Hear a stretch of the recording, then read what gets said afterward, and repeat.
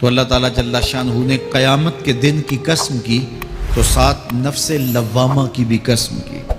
قسم تو کوئی بھی کرے تو سننے والا متوجہ ہوتا ہے کہ یہ جو قسم کی جا رہی ہے تو یہ کسی عنوان کی اہمیت کو بیان کرنا مقصود ہے، تو پھر قسم اگر رب کرے تو پھر سمجھنے کے لیے کافی ہے کہ وہ کتنا اہم مضمون ہوگا جس پہ میرا رب ہو کے قسم کر رہا ہے۔ تو قیامت پر اللہ تعالیٰ قسم فرما رہا ہے تاکہ اس کا قسم فرمانا اہل عقل کے لیے کافی ہو کہ اس کے اس بات کے لیے اس سے بڑی کیا دلیل ہو سکتی ہے کہ میرا رب اس پہ قسم کر رہا ہے۔ اَيَحْسَبُ الْإِنسَانُ أَن لَّن نَّجْمَعَ عِظَامَهُ، اللہ تعالیٰ ارشاد فرماتا ہے کہ کیا آدمی یہ سمجھتا ہے کہ ہم ہرگز اس کی ہڈیاں جمع نہیں فرمائیں گے؟ یہ ایک کافر تھا عدی بن ربیعہ، یہ مراد ہے یہاں انسان سے۔ ایک روایت کے مطابق ابو جہل بن ہشام مراد ہے۔ تو یہ ابو جہل یا عدی بن ربیعہ یہ کہتے تھے کہ کیا ہڈیوں کو دوبارہ جوڑا جائے گا، دوبارہ ان کو جمع کیا جائے گا؟ یہ نہیں ہو سکتا، قیامت نہیں آ سکتی۔ وہ کہتے تھے یہ جہاں ہے بس ختم ہو جائے گا کام تمام، لہٰذا جو عزت پانی ہے، جو لذت حاصل کرنی ہے، جو عیش و عشرت کرنی ہے، جو کچھ کرنا ہے اسی جہان میں کر لو۔ آج کل بہت سارے لوگوں کا رویہ بھی یہی ہے کہ بس ٹھیک ہے یہ دنیا ہی سب کچھ ہے، آخرت بس ایک اعتقاد کی حد تک ذہن کے کسی گوشے میں ہے، 2 لمحوں کے لیے خیال آیا تو رک گئے، پھر اپنی وہی ڈگر کی زندگی۔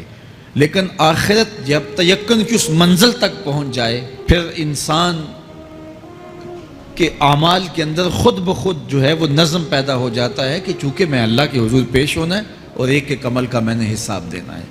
تو آخرت کے بارے میں یقین کی کمزوری انسان کو جو ہے وہ گناہوں کی دلدل میں پھنسا دیتی ہے۔ اس لیے آخرت کا یقین یہ بہت ضروری ہے تاکہ ہماری زندگی میں نظم پیدا ہو اور ہم اللہ کے حضور جھکنے والے، اس کے شکر گزار بندے، اس کی اتباع کرنے والے بنیں۔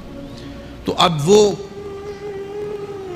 کافر کہتے تھے ابن ربیعہ یا ابو جہل کہ یہ جو ہڈیاں ہیں ان ہڈیوں کو کیسے دوبارہ زندہ کیا جائے گا۔ نضر بن حارث ایک کافر تھا، وہ کہیں سے قبرستان سے پرانی ہڈی اٹھا لایا اور وہ اتنی بوسیدہ تھی کہ ہاتھ کے لمس سے ٹوٹ ٹوٹ کے گرتی تھی، اور حضور کے پاس آ کھڑا ہوا اور آ کے کہنے لگا کہ کیا ان ہڈیوں کو دوبارہ زندہ کیا جائے گا؟ کون ہے ان کو جو دوبارہ زندہ کرے؟ اور ساتھ ہڈی توڑتا ہے اور اس کے ریزے زمین پہ گرتے ہیں۔ تو حضور علیہ السلام نے اللہ کی جانب سے اس کا جواب دیا۔ ذرا قرآن پڑھیے، سورہ یاسین کا آخری رکوع ہے، وَضَرَبَ لَنَا مَثَلًا وَنَسِیَ خَلْقَهُ قَالَ مَن يُحْیِی الْعِظَامَ وَهِیَ رَمِیمٌ۔ اب وہ باتیں کرنے لگ گیا ہے، اس کی زبان بولنے لگی ہے، اب کہاوتیں ہمارے لیے لاتا ہے، اور کیا کہتا ہے؟ مَن يُحْیِی الْعِظَامَ وَهِیَ رَمِیمٌ، ان ہڈیوں کو کون زندہ کرے گا جبکہ اتنی بوسیدہ ہو گئی ہیں۔ تو یہ نضر بن حارث حضور کے سامنے ہڈی لایا تھا اور توڑتا تھا اور کہتا تھا یہ ہڈیاں زندہ ہوں گی، ان ہڈیوں کو دوبارہ اٹھایا جائے گا جو اتنی بوسیدہ ہو گئی ہیں کہ ہاتھوں کا لمس بھی گوارا نہیں کرتی، اس کو دوبارہ زندہ کیا جائے گا، کون زندہ کرے گا؟ جواب سنو، قُلْ يُحْيِيهَا الَّذِي أَنشَأَهَا أَوَّلَ مَرَّةٍ، اے محبوب فرما دیجئے اب تو ہڈیاں موجود ہیں، جب ہڈیاں بھی نہیں تھیں تو جس رب نے انسان بنایا ہڈیوں کو جوڑ کے نہیں بنا سکتا۔ اب تو میٹیریل موجود ہے، جب میٹیریل بھی موجود نہیں تھا۔ هَلْ أَتَىٰ عَلَى الْإِنسَانِ حِینٌ مِّنَ الدَّهْرِ لَمْ يَکُنْ شَیْئًا مَّذْکُورًا، انسان پر وہ وقت بھی آیا ہے جب یہ قابل ذکر چیز ہی نہیں تھا، اس کا نقشہ نہیں تھا، اس کی صورت نہیں تھی، اس کا میٹیریل نہیں تھا، اس کا مادہ نہیں تھا، لیکن جس نے حضرت انسان بنایا، پانی کی بوند سے تخلیق کیا، تو اب کیا وہ ہڈیوں کو جوڑ کر انسان نہیں بنا سکتا؟ تو یہ کفار بات کرتے تھے کہ نہیں اتنی بوسیدہ ہڈیوں کو کیسے زندہ کیا جائے گا، یہ بات سمجھ میں نہیں آتی۔ پھر ان کے ذرے بکھر گئے، بعض انسانوں کو جانور چیڑ پھاڑ کے کھا گئے، کچھ وہ کھا گئے، کچھ ہڈیاں پڑی رہ گئیں، کچھ ان کی ہڈیاں راکھ بن کے اڑ گئیں۔ تو کیسے ہو سکتا ہے کہ ان کو دوبارہ زندہ کیا جائے، ان کے اجزاء جوڑے جائیں؟ اب یہ عدی بن ربیعہ نے بھی یہی کہا۔ اللہ ارشاد فرماتا یحسب الانسان ان نجمع عظامہ، یہ آدمی گمان کرتا ہے، کہتا ہے کیا ہڈیوں کو دوبارہ زندہ کیا جائے گا؟ اللہ فرماتا ہے کیوں نہیں، ہم اس بات پہ قادر ہیں کہ اس کے انگلیوں کے پور پور کو دوبارہ کھڑا کر دیں، اور اس کے اجزاء جو بکھرے ہوئے ہیں ان کو ہم اکٹھا کر کے دوبارہ ان کو جوڑ دیں، ہمارے لیے کوئی مشکل نہیں ہے۔ لیکن یہ اس کا خیال ہے کہ ہڈیوں کو کیسے جوڑا جائے گا۔ لیکن سورہ یاسین میں جو دلیل دی اس پہ کس قدر جو ہے وہ اشش کرنے کو جی چاہتا ہے۔ فرمایا کہ قل یحییھا الذی انشأھا اول مرہ، یہ کہتے ہیں یہ ہڈیاں کون جوڑے گا؟ کہا جب ہڈیاں بھی نہیں تھی، جس نے ہڈیاں بنائی اس کے لیے جوڑنا کیا مشکل ہے؟ تو یہ عجیب تم نے بات کی۔ تو اللہ تعالیٰ جل شانہ قیامت کے دن ہمارے وجود دوبارہ اٹھائے گا اور اپنے حضور بندوں کو کھڑا کرے گا اور ان سے سوال پوچھے گا۔ یہ نہیں ہے کہ جو مرضی کرتے گئے، ایک آدمی نے ظلم کیا، جبر کیا، زیادتیاں کی، لوگوں کا حق لوٹا، لوگوں کا مال غصب کیا، عزتیں پامال کی، اور اتنا مؤثر تھا کہ عدالتیں وہ خرید لیتا تھا، کچہریاں وہ خرید لیتا تھا، پولیس وہ خرید لیتا تھا، کوئی سے پوچھنے والا نہیں تھا، اس کی بات چلتی تھی، اس کا فون چلتا تھا، اس کا رکا چلتا تھا، عیش و عشرت کی زندگی گزاری اور مر گیا، ہزاروں کے حق غصب کر کے، ہزاروں کا مال ہڑپ کر کے، لوگوں کی آبروئیں لوٹ کے مر گیا اور قبر میں چلا گیا، بس قصہ ختم۔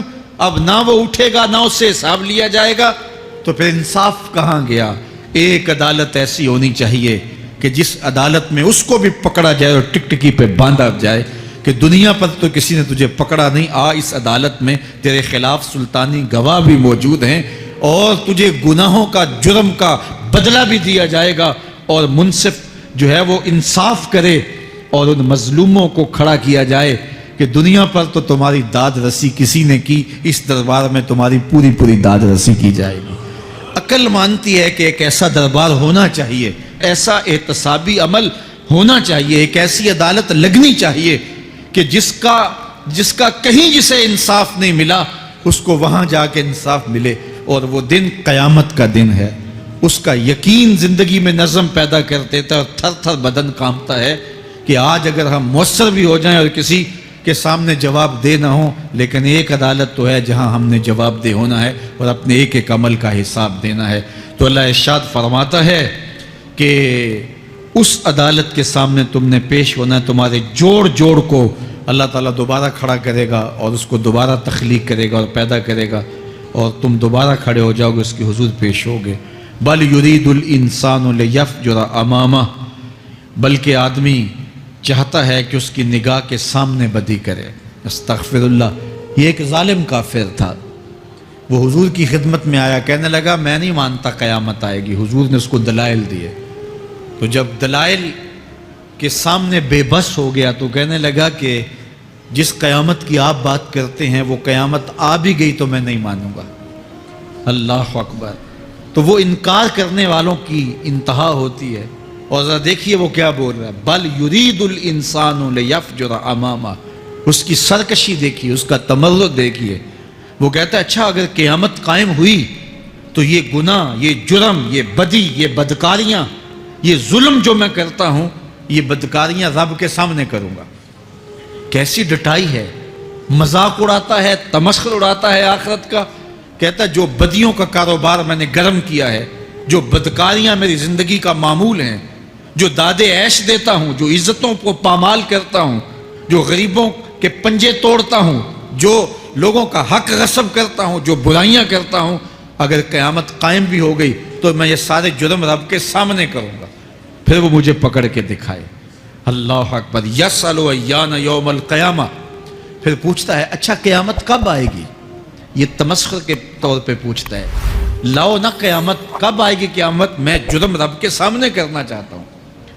اللہ اکبر۔ اب